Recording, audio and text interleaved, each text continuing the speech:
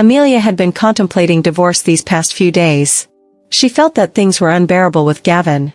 On WeChat, she confided in her best friend Cora. Excited and astonished, Cora called her, "Are you crazy? You've only been married for 3 months." In reality, from the time Amelia met Gavin until now, it had only been a little over half a year. When she had decided to marry Gavin, Cora had exclaimed in a similarly dramatic manner, "Are you crazy? You've only known each other for how long and you're getting married?" Back then, Amelia had confidently replied, 2 months is enough to test if a man is good. Why wait for 2 years? Amelia's confidence stemmed from quickly getting to know Gavin's history. Understanding someone nowadays was just too simple. By adding Gavin on Weibo and WeChat, she practically knew his life story for the past few years. When he got promoted, when he bought a car, when he broke up with his ex-girlfriend and endured loneliness for a few months. Later, he bought a house and met her this year. Afterward, Amelia also followed Gavin on Douban and Jihu, learning about his tastes and hobbies. He loved films like Boyhood, with its fresh and youthful style, as well as action-packed ones like The Avengers. He was highly interested in the development of the IT industry, enjoying various high-end electronic devices. He kept an eye on the country's economic trends, delving into stocks and funds. She even checked Gavin's reviews on Dianping. The restaurants and hotels he praised were her favorites. They were a match made in heaven when it came to being foodies. So, why bother spending 2 months understanding a man when 3 nights were enough? No suspense, Gavin was indeed a great man who matched well with Amelia. But, did marrying a good man equate to marrying happiness? This was something Amelia had never considered. Amelia met Gavin at a friend's wedding. 2 longtime singles, under the sweet and romantic atmosphere of the wedding, experienced a chemical reaction. Gavin, an IT guy, had a ready-made marital home. Amelia, a hotel manager, held valuable hotel resources. The two hit it off instantly, and with a bit of planning, they organized a modest yet picturesque wedding. The day before registering at the Civil Affairs Bureau, Cora asked Amelia, "Are you marrying so quickly because you're afraid of hitting 30? Amelia candidly replied, "Of course, I'm already 29. Getting married before 30 is my bottom line." "What about him? Marrying you so quickly, is it because of family pressure?" Cora inquired. Amelia didn't hide anything, saying, "He's already 34, and there's quite a bit of pressure from his family." "Do you two have true love?" Cora asked. Playfully, Amelia replied, "At our age, a little bit of love is enough, right?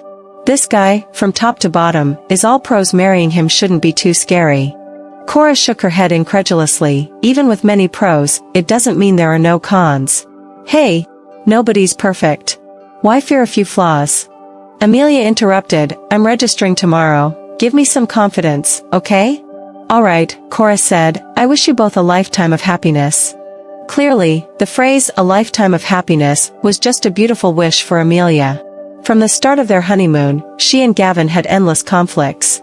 Amelia had always wanted to go to Istanbul, so, during their honeymoon, she planned to fly to Turkey. However, after the wedding, she found Gavin hadn't packed his luggage. She asked, "Aren't you bringing anything?" Gavin replied, "Oh, my mom's been busy with the wedding these days, a bit tired, didn't have time to prepare." Amelia, speechless, said, "Don't tell me your mom used to pack your luggage for business trips." Gavin matter-of-factly responded, "Isn't packing supposed to be a woman's job?" Was he implying that she would take over his mom's role in the future? Amelia didn't want to be a maid. She said, "Gavin, I'm not your mom. I know, you're busy with work too. I won't trouble you, I'll let my mom handle it in the future."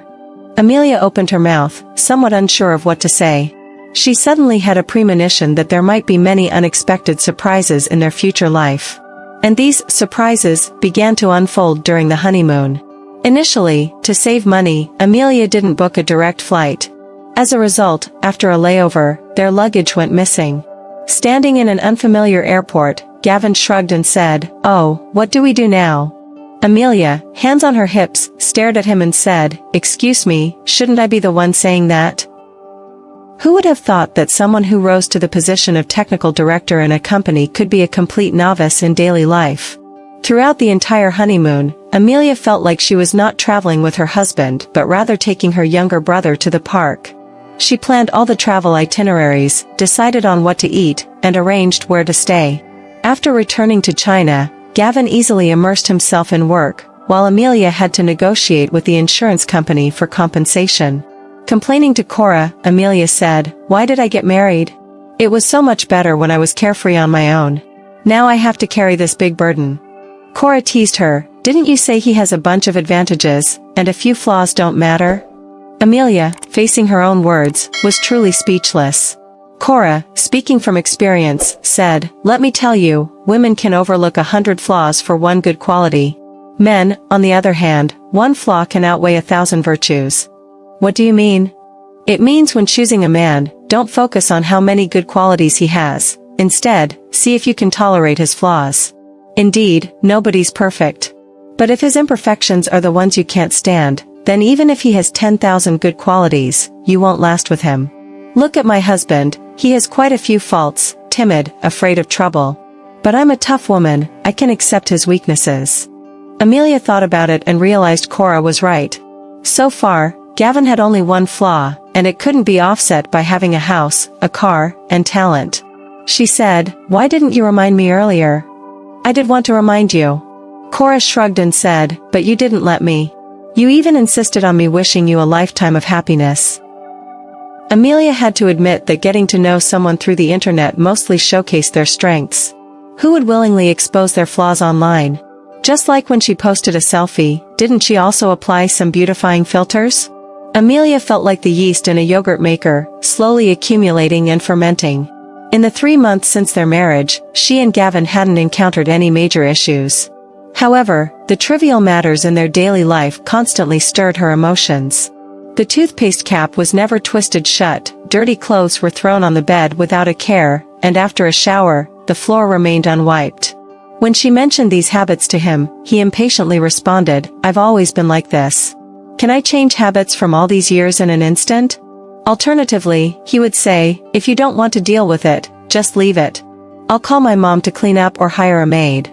One night, Gavin worked late into the night, waking Amelia up when he came to bed. Stumbling in her slippers, she went to the bathroom, and then, with a loud snap, she fell to the ground.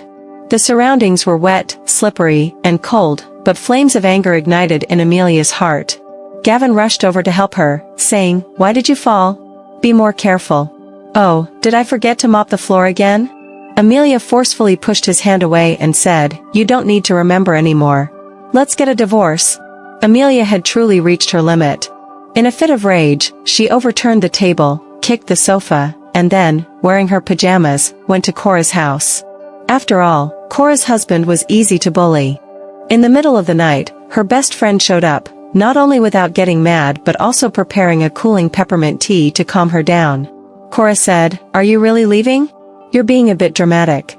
Amelia replied, "What drama? It's a farce. I married before 30 and divorced after 30, all in one go." However, Cora advised her, "Think it over. Overall, Gavin is not bad." Amelia, annoyed, said, "What's wrong with you? Before marriage, you didn't want me to get married.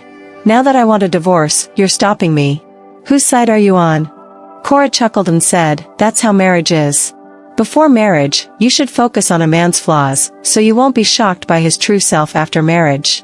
But after getting married, you should focus on his strengths, otherwise, how will you get through life? Didn't you say he has a bunch of good qualities?" Rolling her eyes at Cora, Amelia said, "You've said enough." Yet, she couldn't help but admit that Cora, the experienced one, was indeed right. After marriage, why couldn't she think about Gavin's good qualities at all? Early the next morning, Amelia returned home and found the messy room had been cleaned up. She guessed it must have been her mother-in-law who had come by. Hearing her enter, Gavin walked out from the kitchen. He was wearing an apron and gloves. Surprised, Amelia asked, "Did you clean up?" Gavin nodded. Amelia changed her shoes, sat quietly on the sofa, and said, "About the divorce, have you seriously thought about it? Do you want to hear what I have to say? Would you seriously consider us?" Gavin awkwardly pursed his lips and said, "To be honest, our marriage happened so quickly, and practical factors outweighed emotions, right? Look at my parents, my dad is very traditional, and my mom tends to be naggy and complaining. But they've tolerated each other for a lifetime. Why? Because they love each other." Amelia felt he hit the nail on the head.